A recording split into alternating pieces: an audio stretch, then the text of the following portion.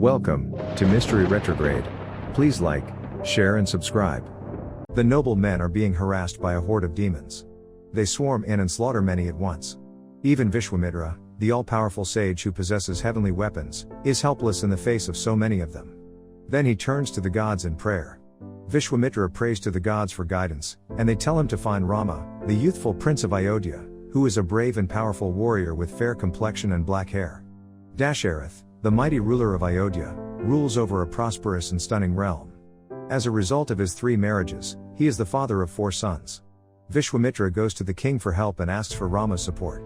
Dasharatha says no since he's worried about Rama, who's still a kid. Rama, however, takes the initiative and graciously agrees to the sage's terms. Lakshman, Rama's younger brother, comes to help him.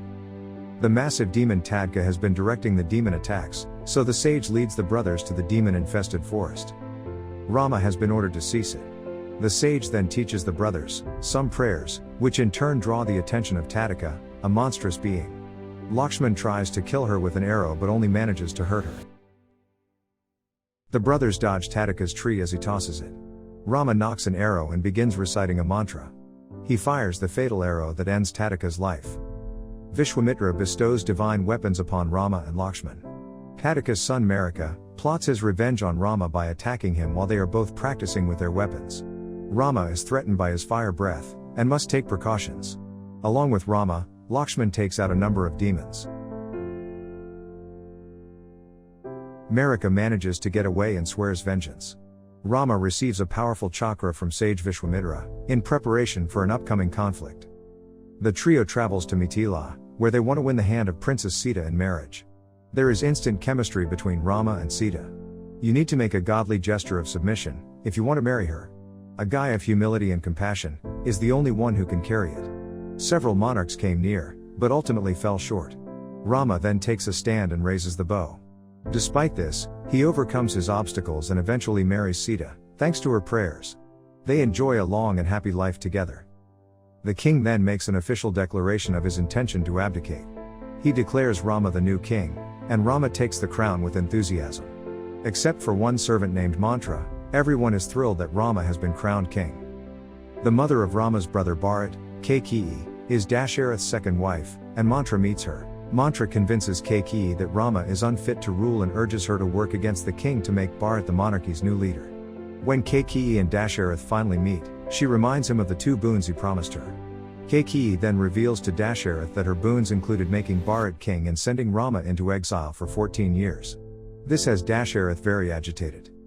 Rama is aware of Kaikeyi's wishes and harbors no ill will towards her.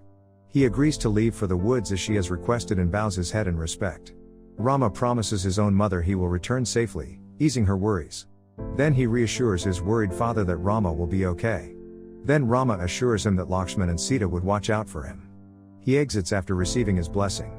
Ayodhyans make frantic efforts to prevent Rama from leaving. Then, Rama urges the populace to keep their spirits up and rally behind the monarchy. Dasharatha then perceives a threat to Rama and passes out. The trio hops on a boat and sails away from the kingdom, eventually arriving at a remote forest. Lakshman comforts Sita as she sobs. Although he is deeply saddened, Rama does not break and instead embarks on a lengthy exile. Dasharatha has been pleading with Rama for his health for the past 6 months. His eventual demise follows. Bharat and Shatrughan travel to Ayodhya after hearing the news. After that, Bharat and Shatrughan head out into the woods. When they find Rama, they break the news to him. Rama stoops to the ground, where he sobs loudly. His own fault, he thinks. The distraught Rama is comforted by Bharat, who begs him to return. But Rama asks Bharat to manage the kingdom while he goes into exile for 14 years. Rama and Sita's 10 years in the jungle are filled with happiness. Their love is peaceful and harmonious. They're full of life as they hug and play together. They become fast friends with a vulture named Jatayu.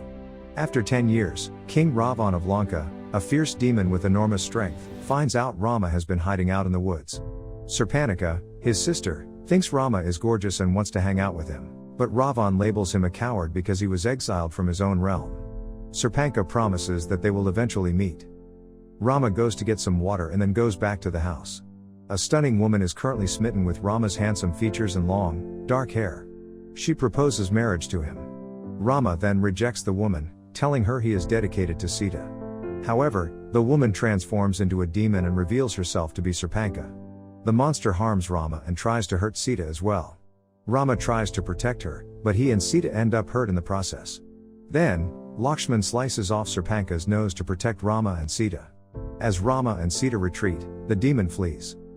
When Sarpanka returns to Lanka after being injured, she is greeted by Ravan. He becomes so angry that he decides he must kill Rama. But Sarpanka persuades Ravan to abduct Sita, Rama's wife, and torture him until he comes to rescue her, at which point Ravan can murder Rama. Marika is enlisted by Ravan to aid in the kidnapping. To woo Sita, Marika changes into a golden deer. Sita spots the deer and really wants one. She entrusts Rama with the task of collecting it carefully. Rama nods and draws his bow in agreement. The deer runs away as he cautiously approaches. Rama is warned by Lakshman about the demons, and in response, he vows to safeguard Sita. Rama tries to catch the deer, but it somehow evades him every time. Rama figures out it's a demon and puts an end to it. Marika's final words to Rama are a warning about his wife, which terrify the prince. Marika pretends to be Rama and yells for assistance. After hearing Rama scream, Lakshman and Sita become concerned. Lakshman performs a spell to shield Sita while he rushes to save his brother. A wise man appears, seeking charity from Sita. Sita then tells the guru to hold off because she is under a spell of protection. The wise man then mocks her till she runs away from the cottage. When the spell is broken in this way, the sage becomes Ravan. He snatches Sita up and whisks her away. Rama and Lakshman had a jungle encounter. Rama implores, "Why aren't you with Sita?" They quickly return to safeguard her. Too late, Sita was already being whisked away by Ravan in a flying chariot. Sita yells for assistance. In his attempt to save Sita, Jatayu is attacked and knocked unconscious. Upon his return to the shack, Rama discovers Sita's flowers strewn across the floor. He's sad and emotional, and he cries for her. Lakshman helps calm Rama down and takes the helm in the search for Sita. The brothers are given guidance by a deer and go out. When they arrive, they find Jatayu lying in agony. Rama comforts him and tries to help him recover. He expresses gratitude for Jatayu's efforts and mourns his passing. After that, Ravan and Sita go back to Lanka. He reveals to everyone that she is being held captive in the grounds of the castle. Away from Rama, he is enjoying her company and touching her beautiful hair. Rama and Lakshman spent years exploring the land. That is, until they come across a massive mountain. But then the mountain starts to move, and it tosses Rama off. The arrow that Lakshman fires hurts the monster. The demon then pushes Rama to the ground after hurting him. Rama shoots arrows and tries to grasp an arm. But he gets trapped and can't get out. The demon's mouth draws even closer to him. Lakshman realizes how seriously injured Rama is and decides to further harm the demon. Rama then kills the monster by slashing its eye out. Together with Rama, the devil gives way, Rama dies and the monster is annihilated. Rama stands up and realizes the demon was a bad omen all along. The apparition tells Rama to track out Sugriv. They have been looking for Sugriv for months when they finally come upon a mountain with people on it. They get ready to go, but Hanuman, a monkey who can fly, intervenes. Greeting Rama, he offers his appreciation. He then transports them to the Vanara warrior Sugriv. Rama introduces his wife to Sugriv when they first meet. At this point, Sugriv reveals that he overheard a distress call uttered in Rama's honor. Then he says that Rama is begging to see a scarf that has fallen to the floor. He soon realizes the scarf is Sita's and starts calling out her name. He starts crying upon it and eventually gives up. Sugriv tells him to keep his strength up and his brother gives him some strength. And Sugriv gathers an army to go in pursuit of Sita. Rama hands out Sita's jewelry and instructs them to bring her back with them and give her the gifts if they find her. Rama hands Hanuman his ring and instructs him to travel to Lanka. Hanuman travels to Sri Lanka in search of Sita. He witnesses a distraught female witnessing demons berating her. Sita weeps for her husband after the demons humiliate him and leave. Hanuman then politely greets Sita at their first meeting. By giving her the ring, he wins her confidence. She declines Hanuman's offer to return with him to Rama. To rescue her, Rama must do battle with Ravan and win. Hanuman gets it, and he's confident Rama can beat Ravan in battle. Then Hanuman goes up to Ravan and tells him he had to give Sita back to Rama or he will die. He threatens to kill Hanuman because he is insulted by Rama's ability to beat him. Despite his brother Vibhishan's warning, Ravan sets fire to Hanuman's tail. But Hanuman doesn't care about his anguish, so he sets the city on fire. To Rama he goes back.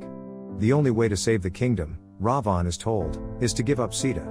Because of this, Ravan exiles Vibhishan out of disgust. To preserve Sita, Rama must battle Ravan, and Hanuman has returned to tell him so. This is why Rama sets off for Lanka. But he has a hard time figuring out how to get over the water. In the end, Vibhishan finds Rama after several trying weeks.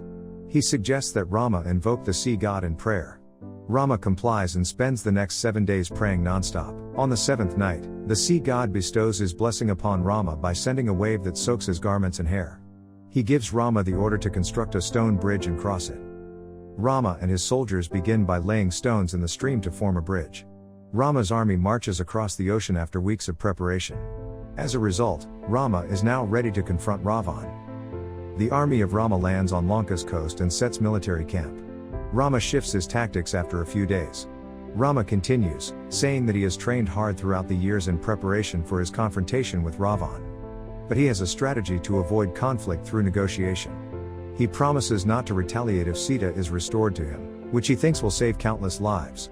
Rama's army is taken aback by his seeming lack of courage. Then, Rama emphasizes that he is not a coward and only seeks tranquility. He has a general named on God deliver the news to Ravan. Ravan then mocks Rama and declares that he wants a conflict with the prince. Rama eventually comes to the conclusion that he must defend Sita, and his army is ready to do so. The war will start the following day. In the early days, many soldiers are hurt. The forces of Ravan are mobilizing all the demons they can find to destroy Rama's army. After a day of warfare, Rama is disheartened by the sight of so many wounded or dead warriors. He then throws a funeral for the combined forces. Then Lakshman inquires as to why Rama is burning Ravan's army to death. Rama retorts that everyone should be given a proper burial. A fighter of his caliber must not show weakness to emotion, Lakshman yells at him. Rama continues by saying he will burn the deceased because he is a peace and justice fighter. He plans to offer his prayers for world peace. The war has lasted for a very long time. Many powerful demons are falling to Rama's army, giving them the upper hand. After then, Ravan orders his big brother, the demon Kumbhakarna, to wreak havoc on Rama. Vibhishan sees that Rama's army is always retreating, so he decides to switch strategies. He urges Rama to stop hiding and start taking the fight to the enemy. The colossal Kumbhakarna is then confronted by Rama. He engages him in combat and ultimately succeeds in killing him.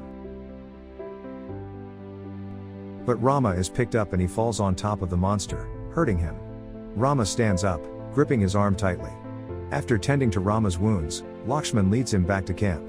Indrajit, Ravan's son, then schemes to destroy Rama's kingdom and kill the prince.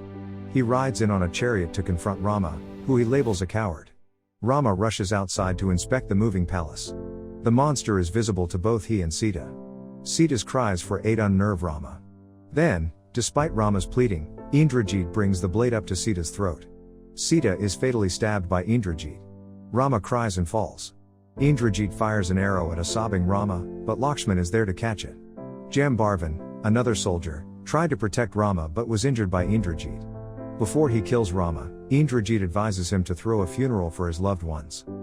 Rama learns that there are no more plants at camp. Rama's already sad mood is lowered since he now has to deal with the prospect of losing his brother. Sobbing, he walks away. Vibhishan urges him not to cry, saying that if he does, he would lose the battle. He assures Lakshman that his injuries are not life-threatening and that the Sita he saw was an illusion. After regaining consciousness, Jambarvan informs Rama that they can find curative herbs in the Himalayas. After telling Rama to take it easy, Hanuman goes off to gather the herbs. Rama finds happiness, and the plants heal Lakshman. Several of Lakshman's men have set out for Lanka. He goes up to Indrajit, who runs away from him. Lakshman goes for Indrajit after defeating a number of demons. He gets in control of his chariot and they fight. Disarming Indrajit with ease, Lakshman then kicks him off the chariot. Lakshman releases an arrow towards Indrajit. But he gives up and takes his own life. After witnessing the killing of his kid, Ravan has become enraged. He makes a death threat on Sita because of her undying love for Rama. The elder Ravan, however, interrupts and begs his son to spare Sita's life. Ravan then enters the fray. Ravan marches onto the field of war, with a fierce sword and sturdy armor. Rama confronts Ravan with a sword. Combat begins between the two warriors. They keep slashing at each other with their swords. Then, Relying on the weight of the sword, Ravan throws Rama into the air, causing him to crash to the earth below. Rama is harmed, and his hair is swaying as he cries in agony. Rama stands up and attempts to stab Ravan, but is instead assaulted and countered by him. Rama continues to take a defensive stance and finds himself pinned against the wall. Ravan lunges for a swipe at Rama, but the latter dodges out of the path. Once again, Rama leaps in front of Ravan's sword and slices it in half. Then he cuts off Ravan's head. Rama's friends are relieved to have him safe after a long and arduous battle.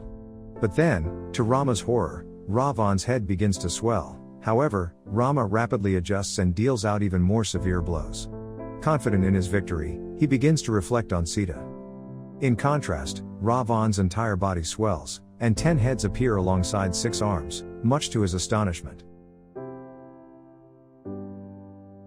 When Ravan shoots at Rama, the arrow explodes in mid-air.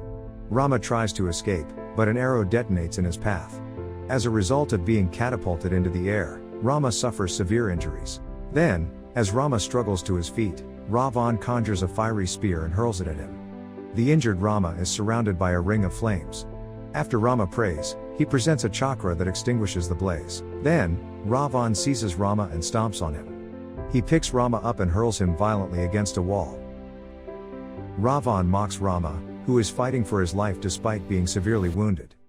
Rama is bleeding out on the floor, his long black hair falling loosely over his frail frame. Then, realizing Sita's independence is at risk, Rama crawls towards the far chakra.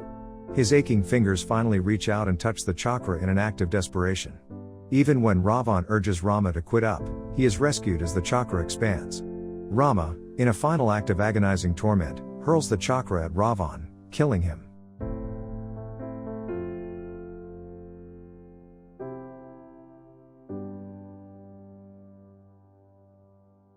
Behind the helpless Rama, Ravan's body slams into the wall. Rama stands up when the chakra defogs the area. Now that the battle is ended, flowers begin to bloom on the battlefield, symbolizing the triumph of good over evil and Rama's ultimate sacrifice. The battle done, Rama addresses both armies despite his wounds. Later, Rama urges the Lanks troops to accept Vibhishan's leadership in peace.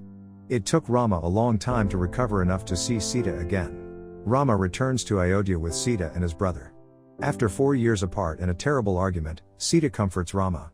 Rama is now back in Ayodhya.